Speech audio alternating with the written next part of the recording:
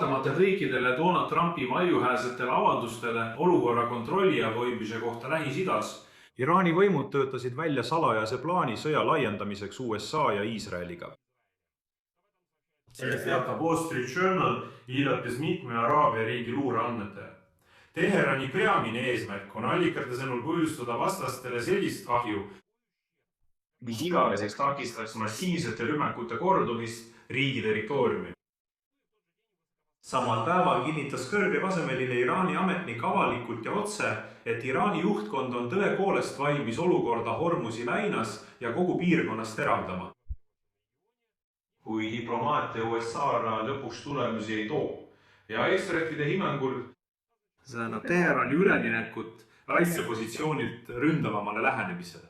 Ja üha rohkem allikaid ütleb nüüd, et Iraan kasutab seda pausi selleks, et valmistuda. Nii sidemeid kui ka proksi jõude tugevdada, samuti oma jõude tugevdada, et hiljem uue jõuga rünnata. Üldiselt vaatame sellest saates kogu pilti ja paneme selle kokku. Minu nimi on Aleksei Tetši, uurime seda teemat koos. Aga enne kui alustame, palun tellige see YouTube'i kanal. Me liigume 300 000 tellija poole, seega olen tänulik iga teie tellimuse eest.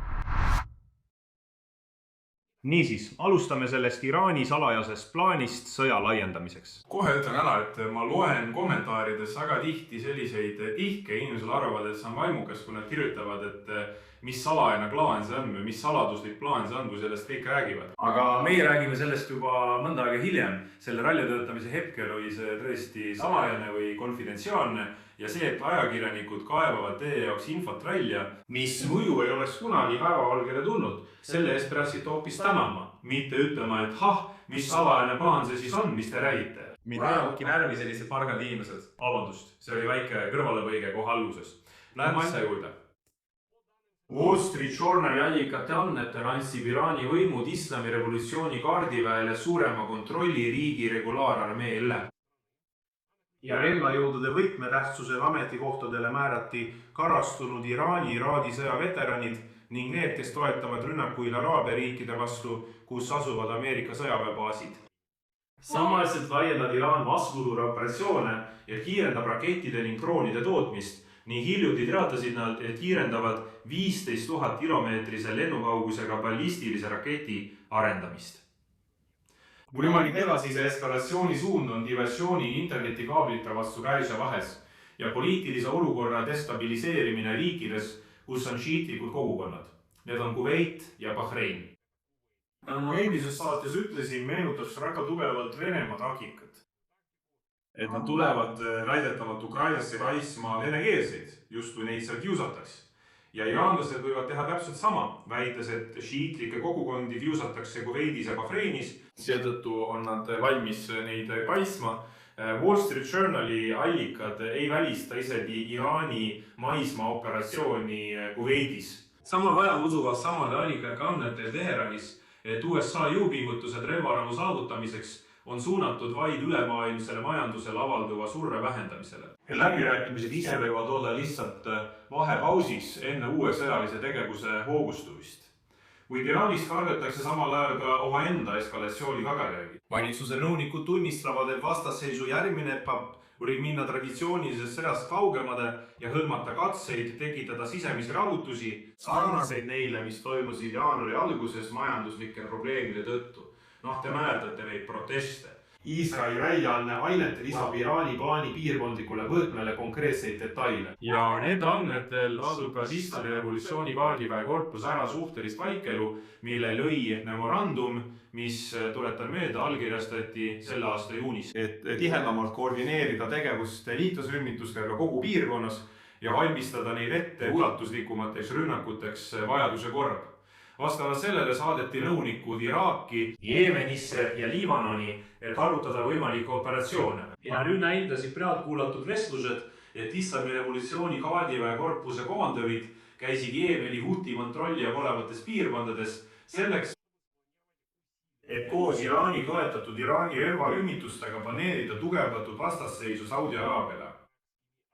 Ja vaid nädal tagasi, tuletan meelde, anti Ar-Riyadis häiret, et nende vastu valmistatakse tõepoolest rünnakuid korraga kahest suunast. Iraagist ja Jeemenist. Ning nagu teada saadi, koordineeris Islami revolutsiooni kaardiväe korpus rakettide ümberpaigutamist, mereväe relvastuse ja droonide staagiseadmete toimetamist positsioonidele, kus saab tuvistada Punase mere suunas, ning andis Houthidele üle luureandmeid ja sihtmärkide nimekirju. Uursid ka Saudi Araabia sadamad ja energiaobjektid koos nõuannetega, kuidas end võimaliku Saudi Araabia kättemaksu eest kaitsta.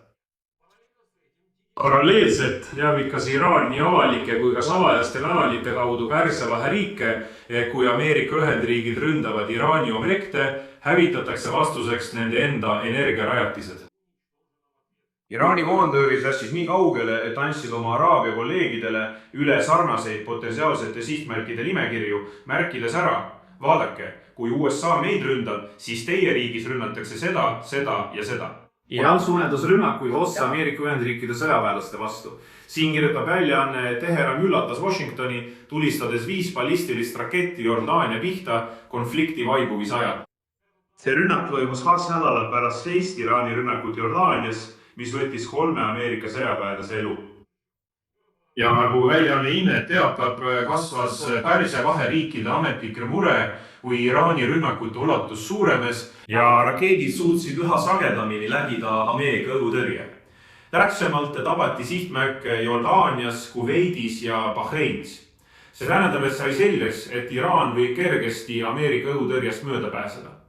Aga ei arvaks, et need pole lihtsalt kuulujutud, siin on teile otsene kinnitus sellest kursist otse Teheranist. Reutersi andmetel ütles kõrge Iraani ametnik esmaspäeval avalikult: Iraani juhtkond on valmis olukorda Hormuzi väinas ja kogu piirkonnas teravdama, kui diplomaatilised jõupingutused USA suhtes tulemusi ei anna.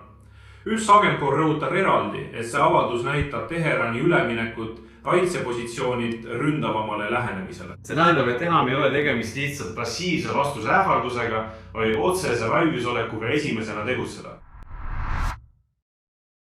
Sellele vastuses valmistavad USA ette omaenda eskalatsiooni, kuid seekord juba majanduslikku. Tuleta meelde, et USA president Donald Trump lubas juba reedel pärast seda anda Iraani majandusele tugeva löögi. Pärast seda oli tema rahandusminister Scott Bessent teatras enneolematute meetmete ettevalmistamisest Teherani vastu. Vaatame nüüd, millised konkreetsed hoovad on Donald Trumpi administratsioonil olemas. Esimene variant on sanktsioonid sõltumatute Hiina naftatöötlemistehaste vastu, mis tagavad umbes veerandi Hiina naftatöötlemise võimsusest ja töötavad madala või mõnikord isegi negatiivse kasumlikkusega.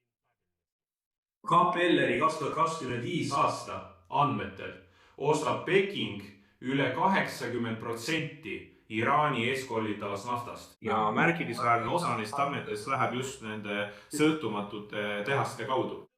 Varasemad USA meetmed on juba sundinud suuremaid sõltumatuid ettevõtteid loobuma Iraani nafta ostmisest, kui väiksemad töötlejad on sisuliselt kaitstud Ameerika surve eest, kuna nad pole peaaegu üldse seotud Ameerika finantssüsteemiga. Teine võimalus on sanktsioonid Hiina pankade enda vastu ja siin ongi Rahandusministeerium kehtestanud teiseseid sanktsioone mitmete ettevõtete suhtes Hiinas ja Hongkongis, mis Washingtoni väitel aitasid läbi viia teeninguid Iraani naftaga ja toetasid relvade ostmist.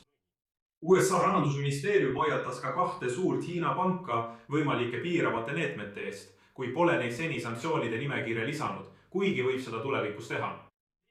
Kolmas variant on jätkata Rossiya mängu. Sanktsioonid Iraani füüsiliste ja juriidiliste isikute ning ka vahendusfirmade vastu Hiinas ja Pärsia lahe riikides, kes aitavad Teherani piirangutest mööda hiilida. Ja tuleta meelde, et hiljuti on USA Rahandusministeerium juba kehtestanud meetmed ettevõtete vastu, mis on loodud Iraani naftaturude vahetamiseks impordikaupade vastu. 4. kõige radikaalsem variant on Iraani maismaa blokaad. Mõned Ameerika ja Iisraeli ametnikud on sellist võimalust kaalunud, kui selle elluviimiseks oleks vaja nii Iraagi, Türgi, Pakistani, Afganistani, Türkmenistan, Aserbaidžaani ja Armeenia abi. Trumpi administratsioonil on suhted riigi nende riikidega välja arvatud Afganistan, kuid need suhted on erineva lähedusastme. Ja nüüd hoiatavad Estradid, et maismaa blokaad võis suurendada survet Iraani tavakodanikele, piirates toiduainete tarnimist energiakandjate tekstiili tarnimist, kuid sellist stsenaariumi on äärmiselt keeruline ellu viia ja pole selge, kas see suudaks tuua kaasa sisepoliitilise murrangu. ja 5. variant on teisesed tollimassud. Trump on korduvalt ähvardanud kehtestada tollimassud nende riikide kaupadele, kes jätkavad äritegevust Iraaniga. Kuid USA ülemkogus, tuletab meelde, tühistas sellise mehhanismi õigusliku aluse.